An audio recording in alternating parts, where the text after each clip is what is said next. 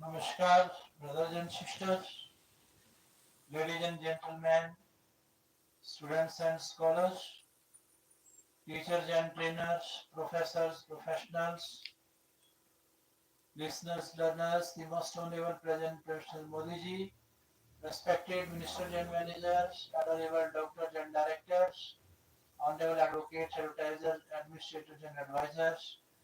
I, Dr. Rakesh from USA, heartily cordially welcome all of you. Dear friends, now let us go through legal education and research methodology.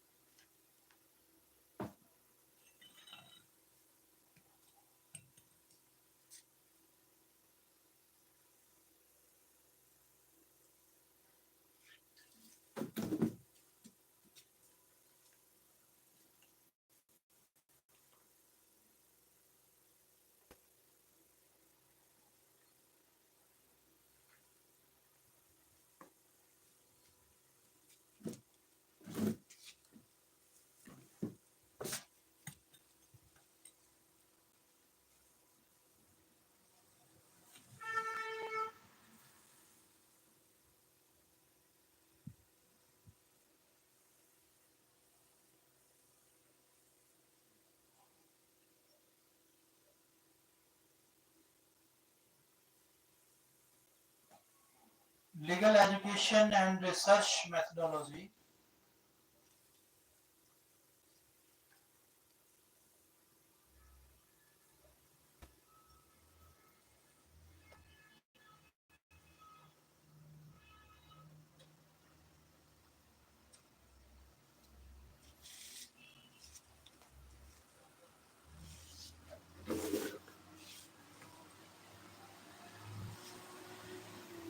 Legal education and research methodology. Let us describe the contribution of institution in the development of legal education. Many government or non-government institutions have played an important role in the development of legal education in India. These institutions are following University Education Commission. The Commission for Higher Education was established in 1985 by an Act of Parliament. Its main purpose and act was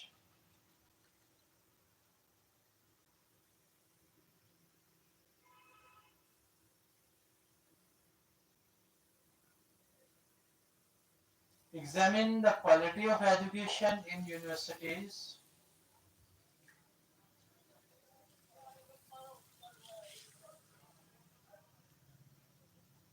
examine the quality of education in universities, suggest ideas of reform. After the study of various universities of India regarding legal education, Commission found that the situation of legal study is not good in India.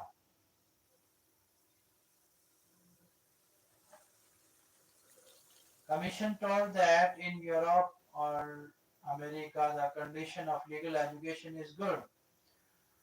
Law field has reputed advocates. Law teachers are very much respected, but in India, situation is adverse. After independence in power of constitutional government and increment in international relations shows that here it is important to put high the level of legal education. Important suggestions were given by Commission in his report. The title syllabus of law must be of 3 years. Subjects like constitutional law, international law, History of law and theory of law must be included in syllabus. Planning of post-graduation and research title should be made in law. Report of Bar Council of India to suggest ideas for the development of legal education in 1951. Bar Council of India was established. The suggested the council suggested that the title syllabus of law must be of minimum 2 years. The minimum eligibility to enter in law syllabus must be graduate in arts, science or commerce.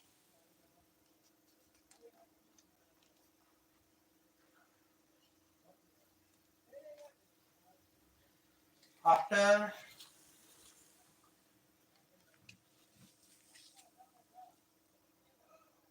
completion of law graduation, 1 year training should be given. To solve the problems of legal education, there should be a Bar Council of India which shall be represented by various councils of bar. First, Law Commission of India.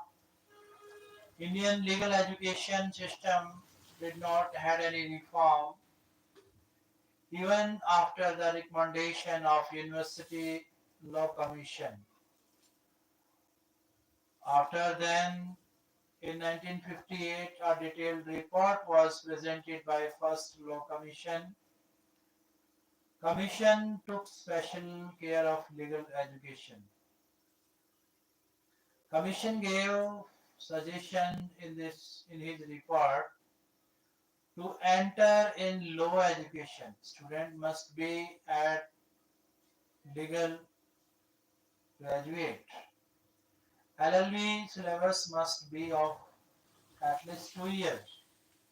After completion of 2 years LLB, it must be optional to students whether they want to work in education field or in advocacy.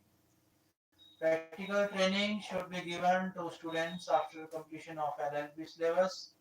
Like a practical training is as essential to the making of a professional lawyer as a through academic training. Legal education must be given in full-time institutions. Government economic help should be given to institutes which provides legal education. There should be included in lecture method of teaching, seminar, group discussion, tutorial, case method, etc. Tendency of legal research must be promoted. The determination of eligibility in advocacy file should be leave on Bar Council of India. In March 1959, discussion was done by advocates on this report in a conference organized by Indian Legal Institution. It was suggested in conference that syllabus of law must be 3 years and full time in the syllabus of last year procedural subject must be included. University Committee on Legal Education. Gradually, the level of legal education study of law. At individual level, committees were constituted by universities to reform legal education. In the head of M.C. Chagla, Chief Justice of High Court of Bombay, a committee was constituted by Bombay University's 1949. They gave many suggestions. One out of them was that to enter in law study, the eligibility must be intermediate, but it got refused. On more committee was constituted to reform legal education in 1962 in the hand of Chief Justice B.P. Singh, inspired by Dean of Banaras Hindu University. Anandji committee prepared a work plan for LLB degree, like after graduation LLB syllabus should be of 3 years instead of 2 years. Semester method should be followed. Some subjects like Roman law must be excluded from syllabus. New subjects must be added in LLB syllabus by taking into account about the changing situation of social economic. Teaching method of law should be changed, etc.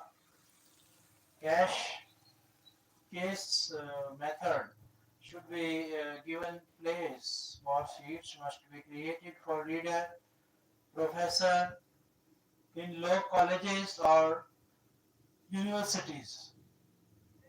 One another committee was constituted to discuss over legal education in the head of previous Justice P.B. Gajendra in 1963.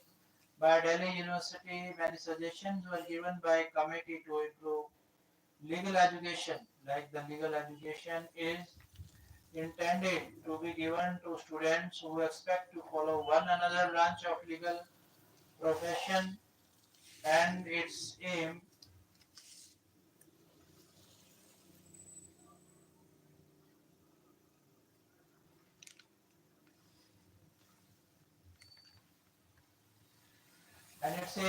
would be to make the students of law good lawyers who have absorbed and mastered the theory of law, its philosophy, its function, and its role in democratic society. It was shared by committee that the eligibility to enter in law syllabus must be graduation. The duration of LLB should be of 3 years instead of 2 years. The teaching of law should be done by both lecture and guest method.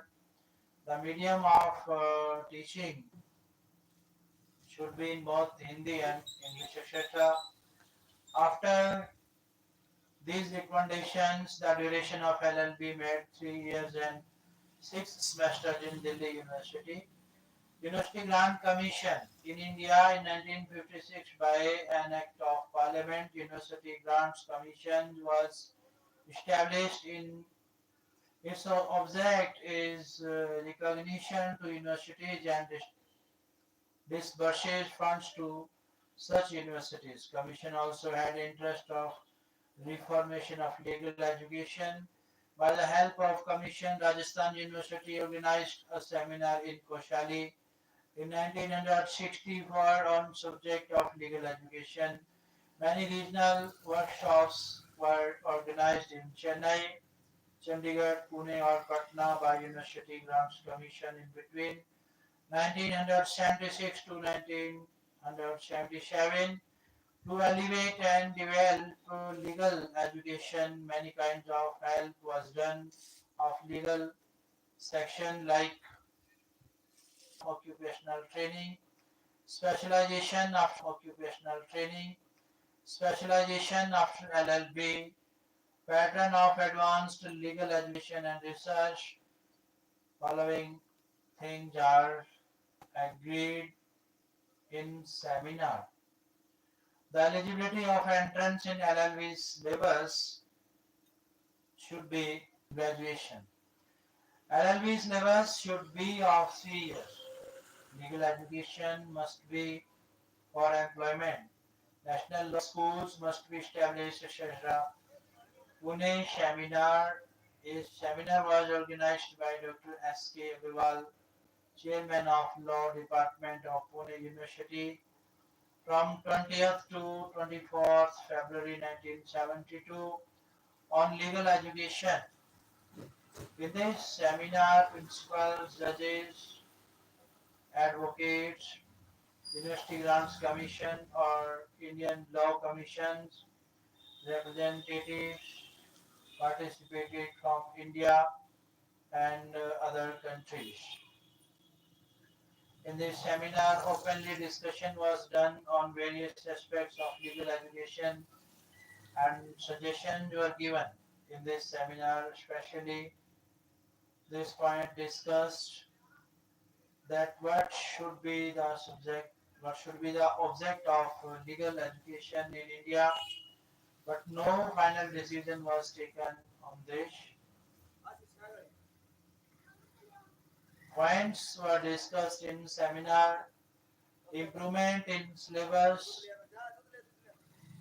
teaching method, post-graduation teaching and research, faculty requirement, faculty recruitment, training and facility for research, evaluation of examination and work of students, law, library, etc.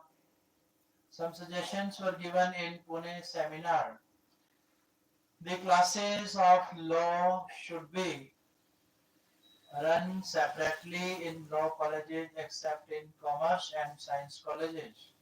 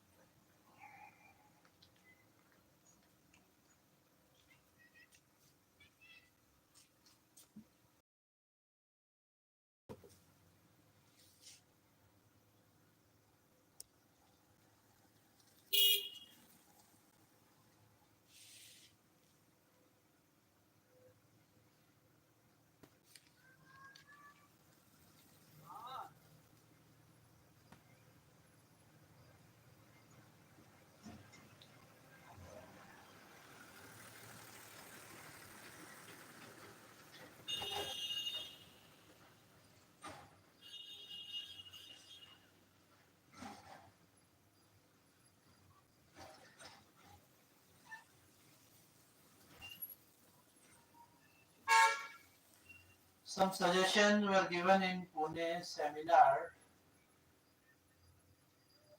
The classes of law should be run separately in law college, should be run in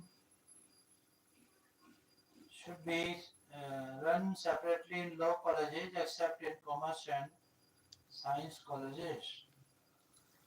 Publication of cash books like cases and materials on administrative law, cases and materials on labor law, etc. Publication of Directory of Law School in India.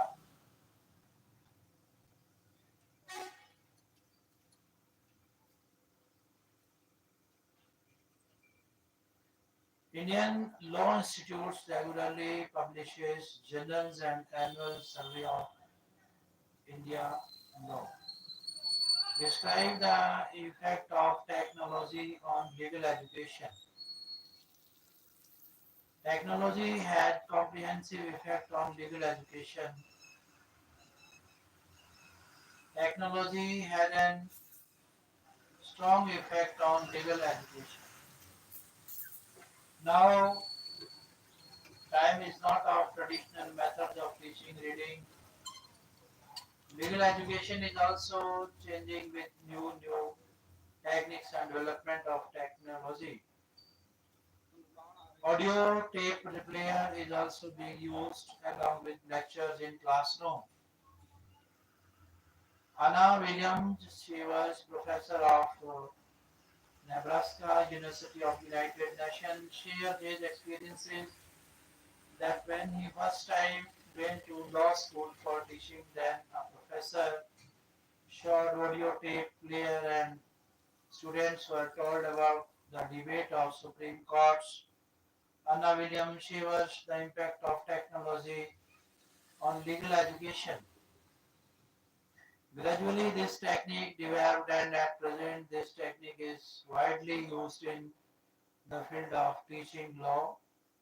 A workshop was also organized by Association of American Law School in January to consider this. In the field of legal education, importance of technology can be seen by following ways. One is syllabus, two is classroom or law study, three is faculty reward and recognition, reach to legal information, increased expenses on legal education. Syllabus. With time, need was felt to make changes in law syllabus. Also, with the development of science and technology, some new subjects were added in law syllabus. Law of cyberspace in Temple University, Nebraska University, cyber law, regulation of internet, Texas University, the law of information privacy in Georgetown University, the law of commercial transaction in Southern Methodist University 1994 to 1997. Many seminars were organized in this regard by Association of American Schools. In India, also many changes happened in law syllabus. Now, along with in the lectures of law professors in law schools classroom, this technique is also used out of classrooms. In 1817, Howard by Christopher Columbus Landell, a new form was started as case method, which provided a new format to legal education. Later, Landelian repeated the lecture method of teaching and started Socratic method by appellate judicial decisions. Some are included in the use of technology in law field. One is database legal education, internet, computer network, list service, web-based instructions, email, projection system, etc. Technology is widely used in revamping education. It is considered as a successful experiment. Many kind of prospectus are made in legal education for the development of technology, like establishment of Center for Computer Assistant Legal Instructions, Cali 1982 in Minnesota Law School or Howard Law School. Legal Education Network Jurist created by Professor Barnard J. Hibitus from University of Pittsburgh. In Howard, establishment of Bachman Center for Internet and Society, faculty, reward and recognition. Many expectations are from law field or faculty like teaching, scholarship, service. Most of law schools and law faculty wants to use technology in legal education, but in lack of reward and recognition, it's not being possible. Then possibility of non-availability of help of secretariat to manage computer for desk of every person in law faculty. Research towards legal information. The use of computer network technology helped in the study of database, electronic and print, helped in the management of library and reading room. This helped the people to easy access the legal information or knowledge. Expense of legal education. Expenses are expected over all the technologies. It's being difficult for the law schools and faculties to bear these expenses because firstly the donation given by government is not sufficient. On the other hand, the number of law students are decreasing. Many efforts are made to solve this problem like increment in tuition fees, increment in fund, universities support to administration, fees determined by student etc. such as new methods are being involved due to new technology. According to Anna Williams Shivers, new technologies present the opportunity for the exploration of new methods of teaching in law schools. The impact of technology on legal education. Tomorrow we will describe about the publication of legal magazines in India.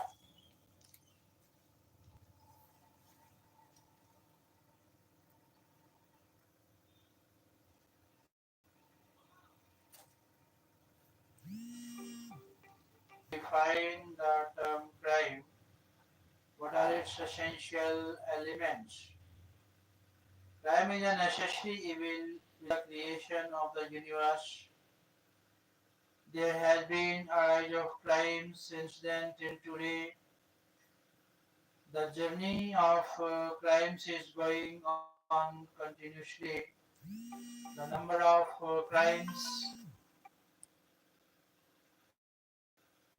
crimes has been increasing and decreasing according to the country.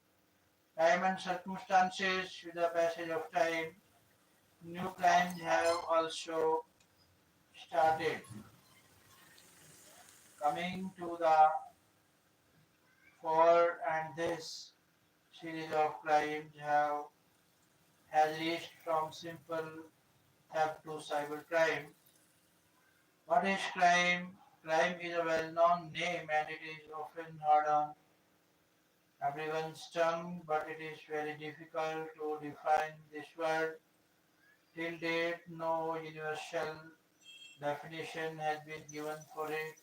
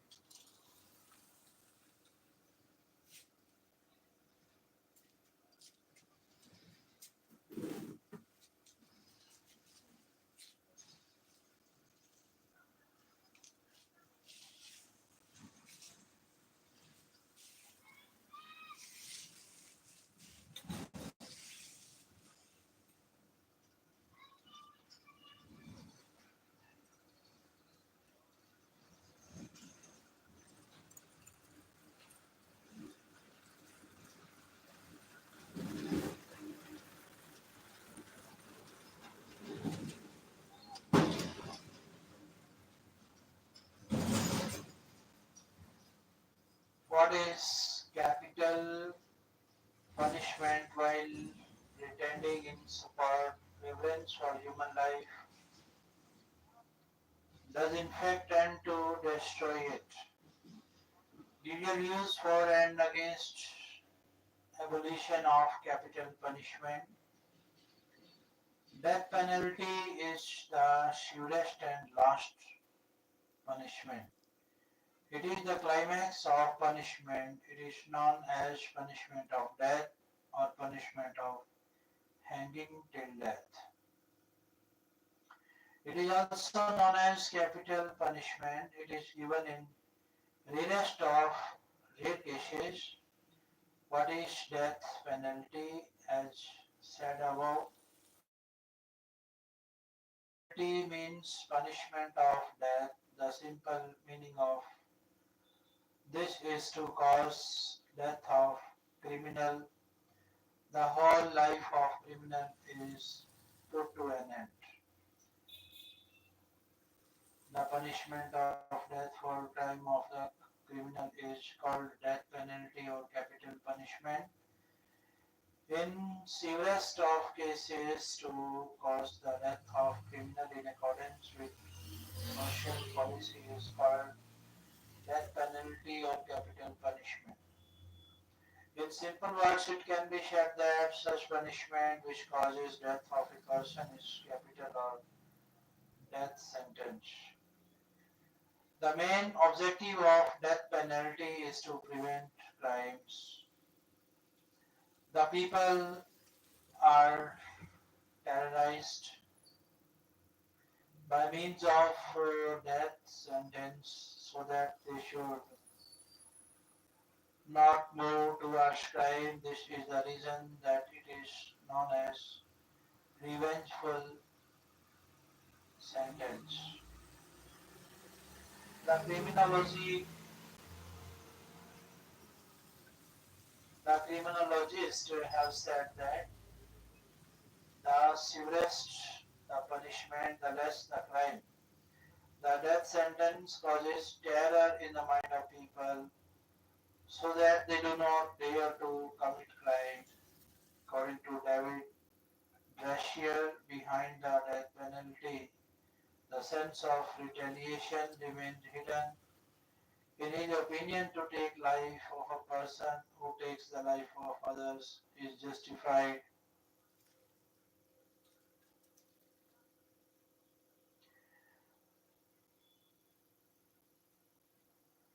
The revengeful theory of punishment says that life shall go for life, hand for hand, and foot for foot, eye for eye, and tooth for tooth. One of the objectives of death sentence is to secure the society from the terror of most severe and habitual criminals. What methods, different methods have been in use for exercising death sentence till date, but there is a lot of difference in the methods used in the past and present. In the past, the methods of causing death sentence were very cruel and barbaric, but in the present, the life is ended by hanging the criminal. The following methods have been in use for implementation of death sentence: to burn the criminal alive, to put him in the wall, to separate the skin from the bone, to separate his head from the body, to throw before the wild animals, to put in boiling water or oil, to make him dip in the water, to cut separate all organs, to kill by throwing stones or beat with stones, to hang till death, to shoot him by bullet, to put in the cage of lion, to give him poison, to tie with stones and to put in water, to crush by feet of elephant, to touch hot iron bars, to throw underneath the mountain, etc. But today these methods are not considered appropriate. Today, even the hanging till death on public place is not considered justified. Mrs. Lakshmi Devi versus State of Rajasthan 1986, Criminal Law, Journal 264. In what cases death sentence should be awarded? This is a most serious question as to in what cases death penalty should be awarded. The novel notion is that this punishment should be awarded in most serious cases. Many court decisions indicate that the punishment should be awarded in rarest of rare cases. In state of Uttar Pradesh versus Satish, AIR 2005 SC 1000, the Supreme Court has decided that the death sentence is justified in rarest of cases. When 7 years girl and to cause her death is the rarest case, and to award punishment of death in such cases is justified. The court said it is the duty of courts to prevent miscarriage of justice.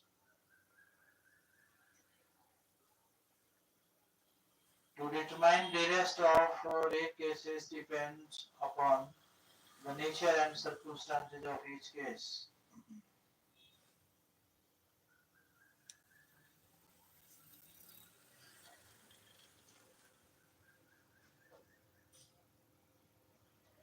Plea in favor of death sentence. This is the most important question of today, whether death sentence should be abolished. Many thinkers are in favor of this, whereas many are against it. This punishment has been abolished in criminal laws of various countries, while in many countries this punishment still exists. The following arguments are given in support of death sentence. Death sentence is a necessary evil. It is the severest punishment but still necessary for prevention of crimes. The death penalty is necessary for the complete prevention of crimes. By means of this punishment, the criminal is separated from society forever. With the result, the crimes are not repeated. The death sentence creates terror in the minds of people so that they do not dare to commit crime. M.A. Khushro said that the terror of death sentence checks murders. If this punishment is abolished and only the sentence of life imprisonment is kept, the criminals will get incentives because the period of life imprisonment is very less in India. In cases of severe and habitual criminals, death sentence is the appropriate punishment for them because they are not affected by other punishment. For cruel criminals, this sentence is proper because when they do not show pity towards the lives of others, why pity should be shown towards their lives. Death sentence is the proper remedy for both criminals, which abolishes them forever. The objectives of some criminals are to damage the life and property of others. They cannot remain silent. Without it, the society can be secure from the terror of such criminals by awarding them sentence of death. This punishment acts as a revenge. When anybody takes away the life of anyone, there is no harm in taking his life. Life shall go for life. This punishment remains meaningful in maintenance of law and order. This punishment has been considered as a means of self-purification. It has been said there should be repentance for every sin. It is very convenient and most economical punishment. The expenditure in cure is very less. Death sentence is less torturous because the death of the criminal takes place within a few moments. In other cases, long tortures are to be faced by criminals in prisons. Plato said that those who cause damage to others, except in case of sleeping, it is better that they should die. In state of Madhya Pradesh versus Munna Chobu, Munna Chobe EIR 2005, SC 682, and state of Madhya Pradesh versus Rameshwar EIR 2005, SC 687. The Supreme Court has decided that in civil cases, to become liberal in awarding punishment is not preferred.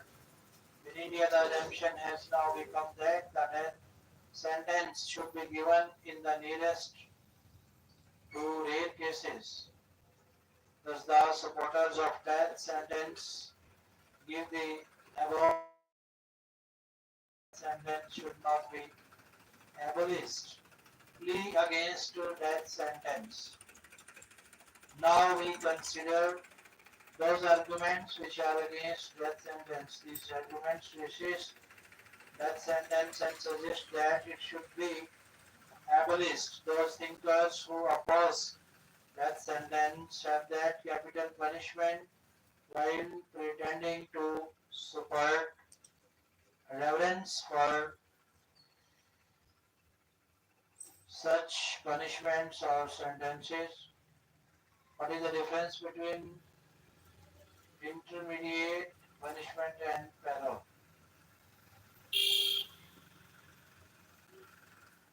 Human life does in fact tend to destroy it.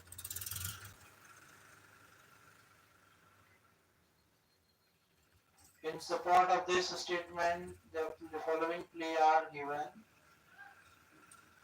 This is the wrong notion that death sentence prevent crimes or they become less. The execution of the death penalty is coming from the past even though the crimes are increasing. This is an indication that only the crime cannot be prevented from the death penalty.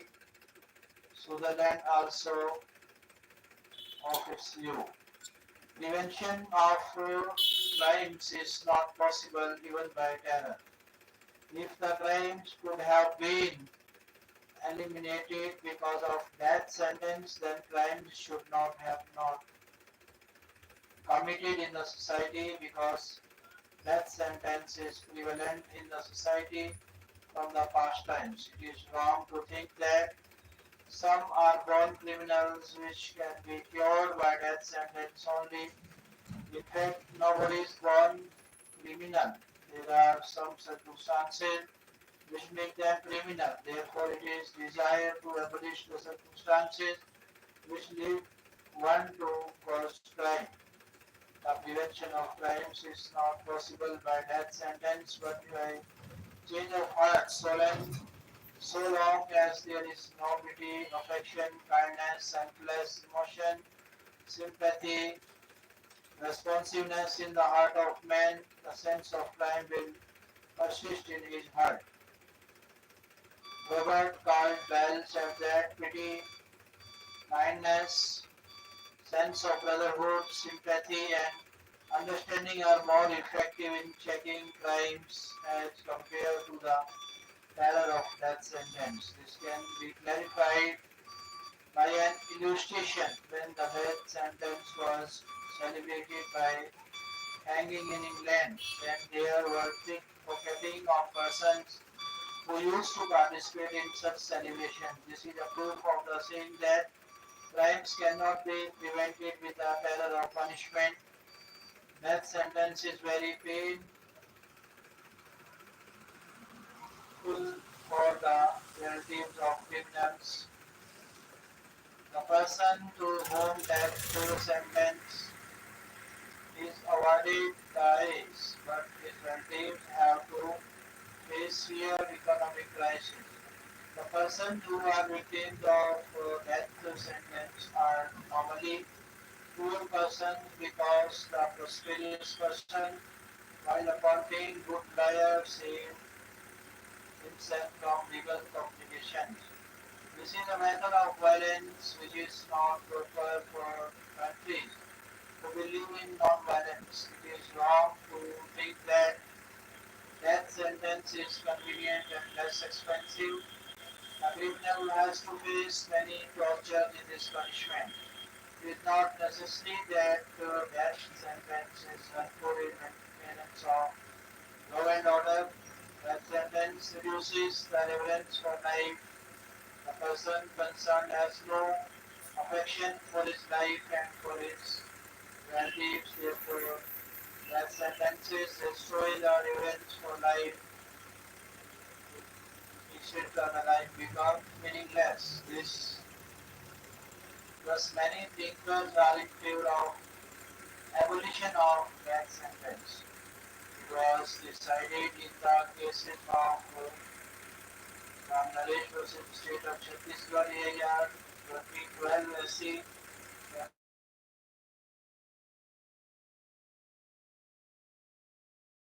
Is an exception. In its conclusion from the above analysis, the advantages and disadvantages of death sentence become clear. Now the question whether the death sentence should be abolished.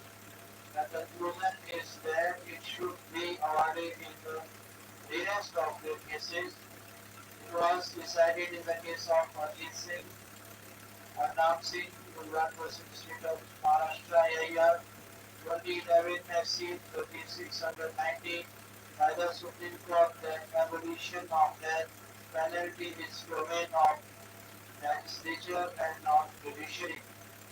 We intend to already discuss what we understand by intermediate punishment, discuss the negative and positive aspects of